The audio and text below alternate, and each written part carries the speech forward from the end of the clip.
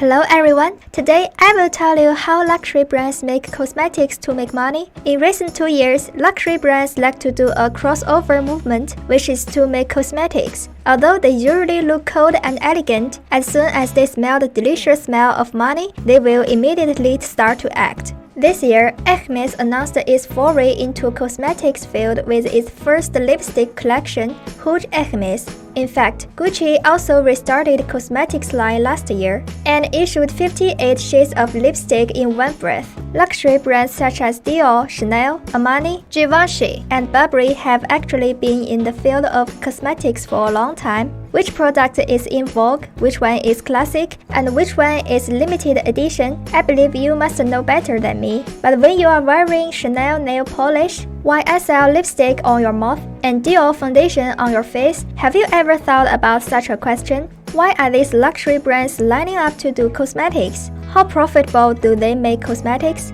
In order to find this answer, I collected all kinds of information.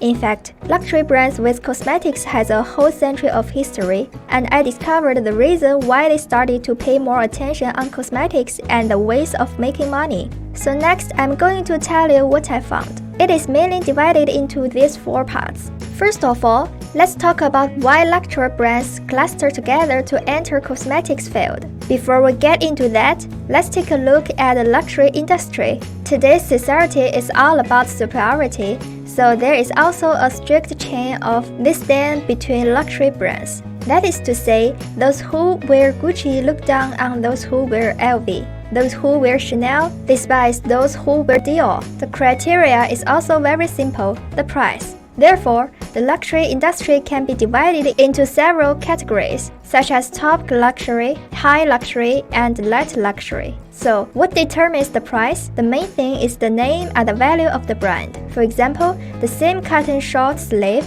Uniqlo's logo costs $15, but with the HERMÈS logo, the price is 30 times higher. With the addition of the HERMÈS logo, the short sleeves produced on the assembly line immediately have a story and identity, reminding people of exquisite traditional handicraft, aristocratic design style, and highest taste. Luxury is called luxury. It is because of the brand story, culture, and the value behind a logo. These things are not for nothing. It's the public perception that luxury brands have been spending money and energy building for centuries. For example, the fashion week of luxury brands every year. Do you really think it's for you to watch the show and buy clothes? No, they are telling you about dreams. We usually watch many fashion shows of luxury brands. Have you ever wondered how many such expensive clothes can be sold? First of all, there are wealthy people who can afford it, but only a small percentage. Then, the reason why luxury products do these fashion shows and counterlies is that they need some products to reinforce the status of luxury products, making you feel unreachable and creating a sense of superiority.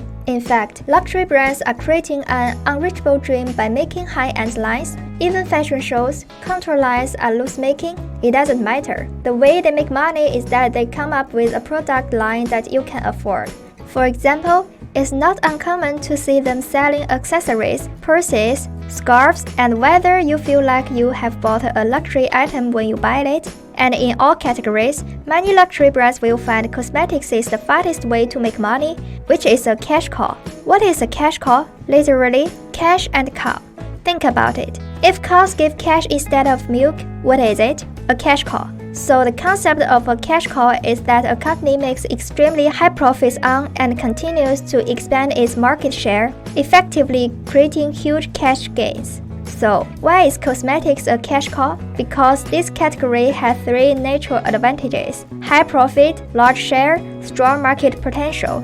First of all, marketing makeup is really profitable. Consulting reports show that beauty profit margins generally exceed 80%. The gross profit of some cosmetics brands can even exceed 90%. It can be produced on an assembly line with a stable price range. Not only is more efficient and more acceptable than expensive handbags and garments which are complicated and expensive to make. So, in recent years, cosmetics have been called the luxury enlightenment by young people.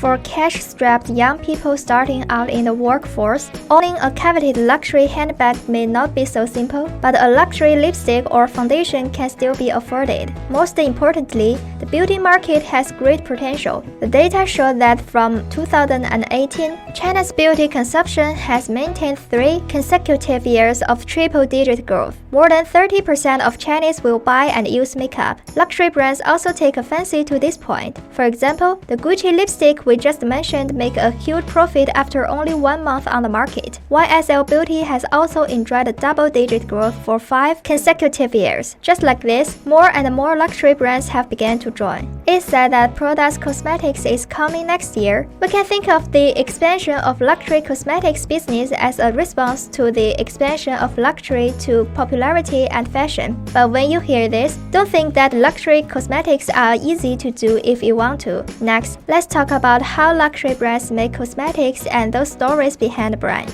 Those who wear Dior despise those who wear Givenchy, but both of them belong to LVMH. Another example is shopping malls and duty-free shops in airports. Have you noticed that YSL and Armani's shops tend to be close together? Actually, they are both part of the L'Oreal group. L'Oreal is reportedly going to release cosmetics with Valentino. So why is this happening?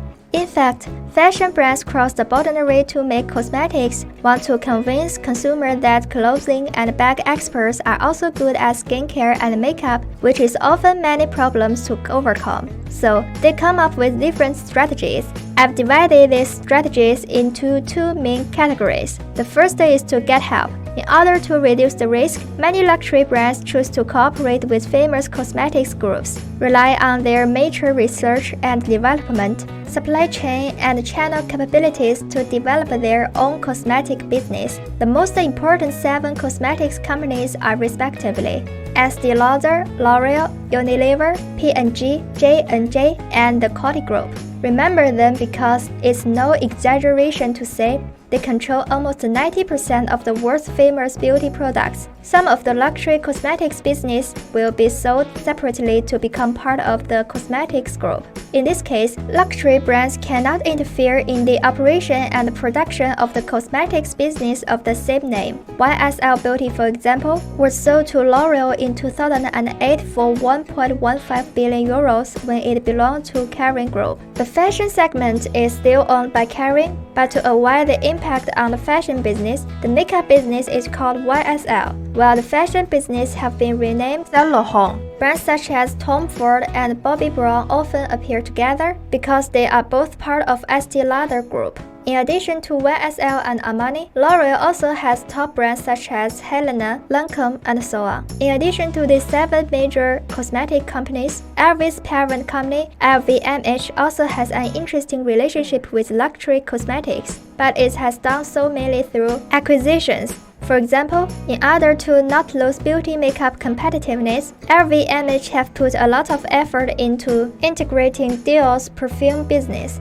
Then it acquired Candle, a beauty incubator. Candle teamed up with Rihanna to create the beauty brand Fenty Beauty and hatched the Marc Jacobs beauty makeup line. So, luxury brands combined with famous cosmetic groups sounds like perfect, competitive brands plus high-quality products. But that doesn't mean it's foolproof. This made of cooperation with the cosmetics group needs to be well run in with the headquarters and partners. Otherwise, cosmetics groups are hampered by luxury brands. Sometimes the design is difficult to maintain the brand tone, sometimes because of internal energy issues, and sometimes there are problems with communication. So once the two sides doesn't run in well, it's not a good thing. For example, Gucci authorized the P&G Group to launch a complete set of super beauty makeup products together with makeup artist Pat McGrath in 2014, and invited the Princess of Monaco to shoot the commercial.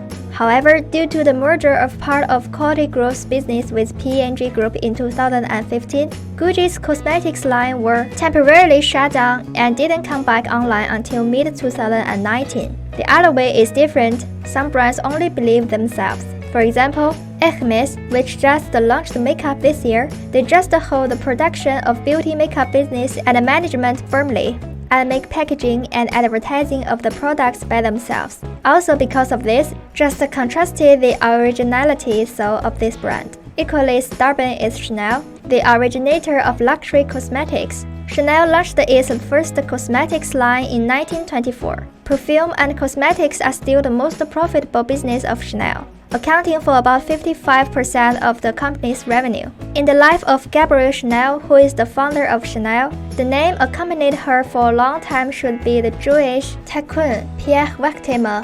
Do not take the wrong script. They are not the emotional line, it's all about business. In 1920, when Chanel began selling its own version of Chanel No. 5 at Lafayette, demand outstripped supply. The shrewd owner of Lafayette quickly realized the market potential of Chanel No. 5 and immediately introduced her with Pierre Wertheimer, who is the owner of a French cosmetics production and sales company at that time. Then they founded the Chanel Perfume Company together in 1924. But the beginning of their story caused Chanel one of the greatest regrets of her life. At first, she did not want Wertheimer to interfere with her fashion line. She didn't care so much about the money for perfume as about the fancy clothes. And she didn't think perfume would sell so well. So Chanel had only 10% stake in the perfume company, and even the boss of Lafayette who had introduced them had a 20% stake. Most of the remaining 70% belonged to the Wertheimer family.